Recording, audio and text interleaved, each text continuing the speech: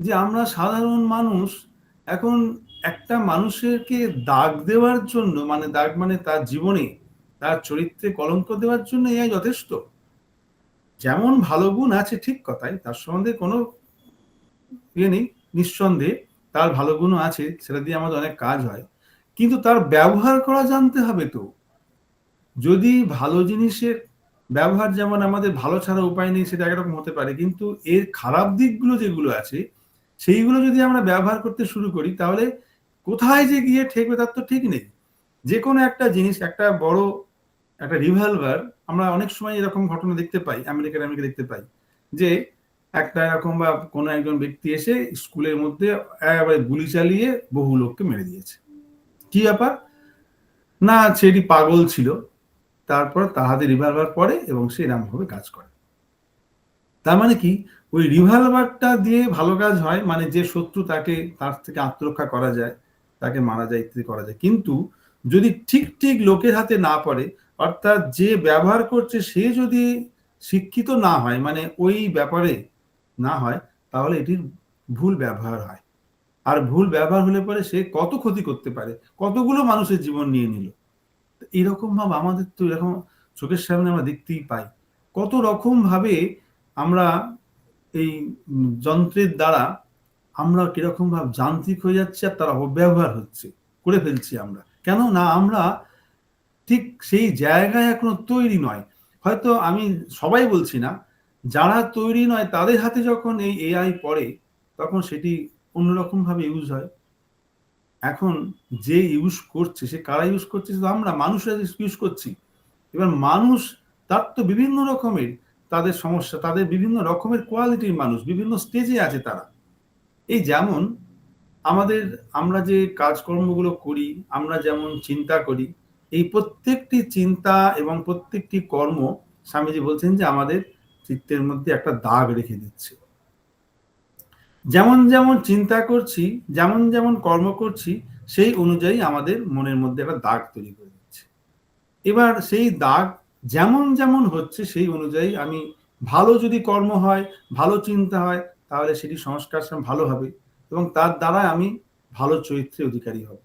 যদি আমার চিন্তাগুলো খারাপ হয়, যদি চিন্তাগুলো এবং কর্মগুলো খারাপ হয়, তাহলে পরে আমি, আমার সংস্কারটাও খারাপ হবে, আর আমি খারাপ চরিত্রের অধিকারী হব। এই স্বামীজি বলছেন। অর্থাৎ আমাদের চিন্তা, আমাদের কর্ম, এইটি আমাদের নির্ধারণ করছে আমি কেমন ভাবে হব। আমাদের দরকার, এআই ব্যবহার করতে গেলে আগে দরকার ভিআই। ভিআই মানে কি? ভি অর্থাৎ বিবেক, বিবেক ইন্টেলিজেন্স। যদি আমাদের বিবেক ইন্টেলিজেন্স ঠিক না থাকে, অর্থাৎ আমি বলতে পারি যে আর্টিফিশিয়াল ইন্টেলিজেন্স এআই, আর ভিআই হচ্ছে আমাদের যে ন্যাচারাল ইন্টেলিজেন্স, যেটা আমাদের অরিজিনাল ইন্টেলিজেন্স, যেটা আমাদের যে বুদ্ধি বৃত্তি, আমাদের যে বুদ্ধি, এবং সেই বুদ্ধি মানে সব রকম বুদ্ধি কথা বলা হচ্ছে না, ওই জন্য এখানে বিবেক বুদ্ধি বলা হচ্ছে। বিবেক, বিবেক ইন্টেলিজেন্স, অর্থাৎ যার বুদ্ধিটি তৈরি হয়েছে, তৈরি মানে ম্যাচিওর হয়েছে, ম্যাচিওর মানে বিবেক হয়েছে। বিবেক মানে যার দুটো থেকে একটাকে, দুটো, একটা খারাপ একটা ভালো, তার মধ্যে ভালোকে চয়েস করার মতন তার ক্ষমতা হয়েছে, যে জানে যে এইটি ভালো, এইটি মন্দ, অর্থাৎ আমাকেই ভালোটাই ব্যবহার করতে হবে, ভালোটা নিতে হবে। এই জ্ঞানটি যখন হয়েছে, এই রকম ভাব যে ম্যাচুরিটি, সে যদি ব্যবহার করে, তাহলে পরে সেটি ঠিক ঠিক ব্যবহার করা যাবে। তা না হলে পরে এটি আমাদের খুব অন্যদিকে নিয়ে চলে যাবে। তাই জন্য বিবেক ইন্টেলিজেন্স খুব দরকার। আমরা অনেক সময়তেই আছে, আমরা দেখি, যেটা বলতে গিয়ে বলছিলাম, যে আমাদের এই চিন্তা, মন, বিবেক ইন্টেলিজেন্সটা কি, সেটাকে নিয়ে আমরা যদি প্রথমে বলি, যে আমাদের মন এমনি চঞ্চল। স্বামীজি একটা উদাহরণ দিয়েছেন, যে আমাদের মনটা হচ্ছে ঠিক বানরের মতন, খালি লাফাচ্ছে, এখান থেকে ওখান থেকে লাফাচ্ছে। এবার সেই বানরকে যদি মদিরা পান করিয়ে দেওয়া হয়, মানে মদ খাইয়ে দেওয়া হয়, তাহলে সে আরো চঞ্চল হয়ে গেল। তারপরে সে আবার, তারপর তাকে আবার একটা বৃশ্চিক দংশন করলো, মানে বিচেই কামড়ে দিল। বিছে কামড়ার পর তোরা আরো সে চিৎকার মানে আরো ছটফট করতে শুরু করবে। এরপরে আবার একটা ভূত তার ঘাড়ে চেপে বসলো। এইরকম যে অবস্থা হয় তখন বানরটার কিরকম অবস্থা, এমনি সে চঞ্চল, তার উপরে তাকে মদ খাওয়ানো হয়েছে, তারপর বিছে কামড়েছে, তার উপরে আবার ভূতে তার ঘাড়ে চেপেছে। তাহলে ওই বানরটির যেরকম অবস্থা আমাদের মনটা হলো সেই রকম ভাব চঞ্চল। তাহলে এই চঞ্চল মন আমাদের, যার ফলে আমাদের বিবেক জাগ্রত হতে চায় না। এখন এই চঞ্চল মনকে স্থির করা এটা একটা খুবই কঠিন ব্যাপার এবং অভ্যাস সাপেক্ষ। যদি আমরা সেটি না করতে পারি তাহলে পরে এই বিভিন্ন রকমের গোলযোগ আমাদের জীবনে আসছে এবং আসবে। যে মনের তিনটে মোড আছে, আমাদের তিনটে মোড। একটা হলো সহজাত। সহজাত মানে সেটি আমাদের আগে থেকেই রয়েছে, আমি এই ধরনের চিন্তা করে এসেছি, এই ধরনের কাজ করে এসেছি বা এরকম অভ্যাস করে এসেছি, সেই জন্য আমার সংস্কারে সেটা রয়েছে, সেটা হলো সহজাত, সেটি বলা যায় সাবকনসিয়াস মাইন্ড। তারপরে রয়েছে বিচার বুদ্ধি যুক্ত মন, অর্থাৎ সেটি আমরা বিচার করে তারপরে আমি একটা ডিসিশন নিলাম, নিয়ে সেটি করলাম, এটা হলো কনসাস মোড। এই দুটো মোডেই আমাদের মন ঘোরাফেরা করছে, বেশিরভাগ সময়তেই সাবকনসিয়াস মোডেতে রয়েছে। আমরা আগে আগে যেরকম যেমন সংস্কার আমাদের রয়েছে সেই অনুযায়ী আমরা চলছি। বা আরেকটা হয়, যে জায়গায় রয়েছি সেই জায়গাতে যেমন যেমন ভাইব্রেশন রয়েছে। স্বামীজি বলছেন যে আমাদের যারা চিন্তা করি সেই চিন্তার তরঙ্গ প্রবাহিত হচ্ছে।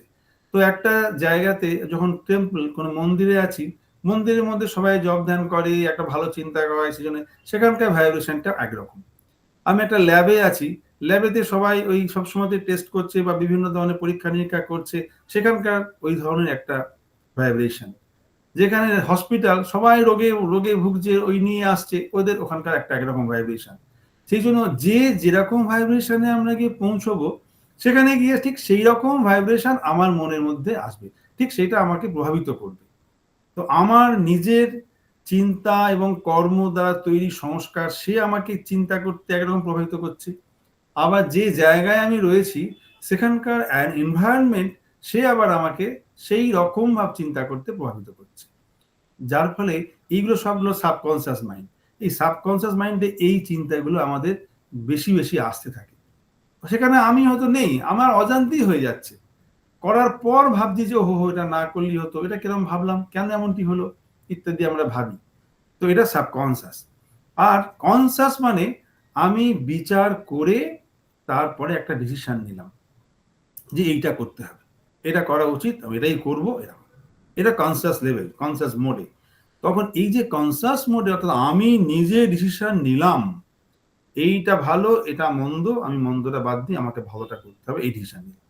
এই যে কনসিয়াস মোডে করা, এটা আমাদের কিন্তু সবসময় হয় না। যার জন্যে সাবকনসিয়াস লেভেলেতে আমাদের যেমন যেমন সংস্কার আমাদের রয়েছে, যেমন যেমন আমরা আগে আগে কাজ করে এসেছি বা যেসব জায়গায় আমার যাওয়ার অভ্যাস বা যে এনভায়রনমেন্টে আমি থাকি, সেই তার দ্বারা প্রভাবিত হয়ে আমার ডিসিশনগুলো হয়ে যায়। একদম কনসিয়াস লেভেলে থেকে আমি যখন কোনো ডিসিশন নেব তখনই হবে ঠিক ঠিক, অর্থাৎ আমি বিচার করে নিয়েছি, হতে পারে ভুল, আমি নিজে বিচার করে হয়তো কোনো একটা সময় এমন একটা ডিসিশন নিলাম, পরে দেখলাম যে এটা না নিলে ভালো হতো, এটা ঠিক হয়নি বোধহয়, হতে পারে, কিন্তু আমি নিজে নিজে কনসাসলি নিয়েছি, কনসাসলি দিয়েছি। সেই জন্য এই কনসাস মোডে থাকলে তখন এখান থেকেই আমাদের বিবেক পাবো। বারবার যখন আমরা কনসাস মোডে থাকবো এবং আস্তে আস্তে ভালো মন্দ বিচার করার স্টেটে থাকবো, করব, তখন আমি নিজেকে নিজের নিজের ডিসিশন নেওয়ার ক্ষমতা আমার বেশি হবে, আমার মনকে কন্ট্রোল করার ক্ষমতা বেশি হবে। মন চলে যাচ্ছে একটা দিকে, কিন্তু না, এদিকে না, আমি কনসিয়াসলি এটা করবো, এরকম বারবার প্রত্যেকটা কাজ যখন, স্বামীজি বলছেন যে যখন যে কাজটা করবে সেই কাজটা পুরো মন দিয়ে করার চেষ্টা করবে, তাহলে কি হবে, আমার কনসিয়াস মোডে বেশিক্ষণ থাকছি আমরা। যত বেশি 24 ঘন্টার মধ্যে যত বেশি এই কনসাস মোডে থাকবো, তত আমাদের বিবেক জাগ্রত হবে। তখন আমরা বুঝতে পারবো কোনটা ঠিক কোনটা ভুল, আমাদের এক্সপিরিয়েন্সের দ্বারা আমাদের এটা তৈরিও হয়ে যাবে। তো এই কনসাস মোডে থেকে যে আমাদের ইন্টেলিজেন্স, সেইটা হচ্ছে বিবেক ইন্টেলিজেন্স। সেটাকে আমরা বলছি বিবেক ইন্টেলিজেন্স। অর্থাৎ আমরা বুঝতে পারছি এটা ভুল, এটা ঠিক, এবং আমি এই ঠিকটা করছি, মানে জ্ঞানত করছি, অর্থাৎ অ্যাওয়ারনেস রয়েছে আমার মধ্যে, আমি সজাগ হয়ে করছি এইটা। অর্থাৎ এই আমাদের বেশিরভাগ ক্ষেত্রেই আমরা সজাগ নয়। আমরা অনেক সময় দেখি যে অনেক কাজই আমরা জানি যে ভুল, তবু করতে পারছি না। কেন না? আমরা ওই কনসাসলি করার ক্ষমতা আমাদের নেই। এত ডাটা আমাদের মধ্যে, আমাদের চিত্ত, আমাদের যে এই স্থূল শরীর আর সূক্ষ্ম শরীর, তো আমাদের অন্তঃকরণ, অন্তঃকরণ মানে হলো অন্তঃ মানে ভিতরে, করণ মানে হলো ইন্দ্রিয়। বাইরের এই জ্ঞানেন্দ্রিয় রয়েছে, আমাদের কর্মেন্দ্রিয় রয়েছে, চক্ষু, কর্ণ, নাসিকা, জিহ্বা, ত্বক ইত্যাদি। আর এই অন্তরের যে ইন্দ্রিয়, সেটি হলো অন্তঃকরণ। এই অন্তঃকরণের আবার 4টে ভাগ, মানে তাদের কর্ম অনুযায়ী 4 রকম ভাগে আমরা ভাগ করতে পারি। সেই ভাগগুলো কি? যখন ওই অন্তঃকরণ যখন কোনটা এটা করব না ওটা করব, এটা করব না ওটা করব, সংকল্প করছে একবার, আবার সঙ্গে সঙ্গে তার বিপরীত ভাবনা করছে, এই যে দুরকম ভাব নিয়ে টানাপোড়েন, এটা হলো মন। সংকল্প বিকল্পাত্মক যে অন্তঃকরণ বৃত্তি, তাকে বলা হয় মন। এটা হলো মন। আবার একটা, সে আবার একবার ভাবলাম যে না এইটা নয়, এইটাই করব, ঠিক দৃঢ় নিশ্চয় হলো, তখন সেটাকে বলা হচ্ছে বুদ্ধি। এই নিশ্চয়াত্মিকা অন্তঃকরণ বৃত্তি হলো বুদ্ধি। আবার চিত্ত, চিত্ত হলো স্টোরেজ, স্মৃতি তার মধ্যে রয়েছে, আমার যা যা আগে আগে ঘটেছে বা ইত্যাদি, সেগুলো তার মধ্যে রয়েছে, এটি হলো স্টোরেজ, এটা হচ্ছে চিত্ত। আর এর সঙ্গে রয়েছে অহংকার, অর্থাৎ এই আমি করলাম, আমি এই যে যে সমস্ত কর্মগুলো করছি, চিন্তা করছি বা কর্ম করছি, তার যে অভিমান, সেইটি হলো অহংকার। মন, বুদ্ধি, চিত্ত, অহংকার, এইটি 4টেকে নিয়ে, এই 4টি অবস্থা, এই 4টি অবস্থার একসঙ্গে একটাই হচ্ছে অন্তঃকরণ। অন্তঃকরণের এই 4টে কাজ নিয়ে আমরা 4টে ভাগ করতে পারি। তো এবার আমাদের মন সবসময় এত বেশি বৃত্তি উঠছে, এত বৃত্তি মানে এত চিন্তা তরঙ্গ সেগুলো আসছে, যে আমি মনটাকে একাগ্র করতে পারছি না, যার জন্য বিবেক জাগ্রত হতে পারছে না। আমরা অনেক সময়তেই, বেশিরভাগ ক্ষেত্রেই আবেগের বশে চলি। আবেগ মানে কিরকম ভাব, সেটাতে আমাদের আর সময়ই হয় না যে এটা ঠিক না এটা ভুল, এটা করবো না ওটা করবো, ডিসিশন নিয়ে একটা ওই সময়টা আসছে না, করতে পারছি না। করতে গেলে কোনো একটা জিনিসে, কোনো একটা বস্তুতে বা কোনো একটা বিষয়েতে মনকে একাগ্র করার ক্ষমতা আমাদের আস্তে আস্তে হারিয়ে যাচ্ছে। কেন? আমরা সহজে যা পাচ্ছি এসে যাচ্ছে, সেগুলোকে নিতে ব্যবহার করছি। আমাদের মনের মধ্যে দেখুন, আমাদের চারপাশে যেসব ঘটনা, সেগুলো তো আমরা দেখছি, শুনছি, আমাদের 5টা ইন্দ্রিয় দিয়ে পাচ্ছি, সেগুলো আছেই। তার সঙ্গে সঙ্গে এখন আরো অনেক মাধ্যম এসে গেছে। আগে রেডিও ছিল, টেলিভিশন, তারপরে এখন কম্পিউটার, এখন আমাদের ফেসবুক, হোয়াটসঅ্যাপ, ইনস্টাগ্রাম, ওই ওয়েবসাইট, তারপরে সর্বোপরি মোবাইল ফোন, সমস্ত এখন আমাদের হাতের কাছে। এরা আমাদের একটা একটা করে বারবার গাদা গাদা ডাটা দিয়ে যাচ্ছে, বারবার এক একটা ডাটা যদি দিয়ে যাচ্ছে, মানে বৃত্তি তৈরি করছে। আমি মানুষটা একটা, আমার মনের মধ্যে এরকম হাজার হাজার লক্ষ লক্ষ বৃত্তি ক্রমশ উঠছে আর যাচ্ছে, উঠছে যাচ্ছে, কন্টিনিউয়াস চলছে। এর ফলে কি হলো না, আমরা যে আমাদের নিজেদের ডিসিশন নেওয়ার ক্ষমতা, কোনো একটা বিষয়ে যে মনটাকে স্থির করব, সেই স্থির করার ক্ষমতা আস্তে আস্তে আমরা হারিয়ে ফেলছি। আমরা হারিয়ে ফেলছি। আমি জানি যে আমাদের এআই অনেক সুবিধা হবে, এআই দিয়ে আমি করছি, করে তখন সেটাকে সঙ্গে সঙ্গে দিয়ে দিলাম, তাড়াতাড়ি হয়ে গেল, কাজ মিটে গেল। কিন্তু যদি আমি সেই ব্যাপারগুলোকে নিয়ে আমার নিজের পড়াশোনা করে, বই থেকে আমি কোনো হয়তো বই থেকে উল্টে বইটা দেখলাম, দেখে নিয়ে সেটাকে চিন্তা ভাবনা, এটা ওটা ওটা বিভিন্ন ডাটা নিয়ে, তারপর নিজের মধ্যে সিনথেসিস করে, তারপর ডিসিশন নিয়ে আমি একটা সুন্দর একটা আর্টিকেল লিখলাম, সেইটি করে যে আনন্দ হবে, আমার কি এআই এর থেকে নিয়ে সেই আনন্দটা পাবো? যখন আমরা কোনো কিছু বিচার করে একটা সিদ্ধান্ত নিলাম, নিয়ে ঠিক করলাম যে এরকম হলো, তারপরে সেটা ব্যর্থই হই বা সফলই হই, সেটি করে যখন নিজের মধ্যে একটা তৃপ্তি আসবে, এআই এর মধ্যে দিয়ে গেলে বা অন্যভাবে যখন আমরা এই সহজ দুনিয়া দেখে যখন পাই, সেখান থেকে কি সেই স্যাটিসফ্যাকশনটা আমরা পাই? পাই না। এখন এআই কেও চালাতে গেলেও, এআই এর ব্যবহার করতে গেলেও যদি আমরা নিজেদের ওই বিবেক ঠিক যদি রাখতে পারি, তাহলে সেই এআই কে আমরা ঠিক মতন ব্যবহার করতে পারবো।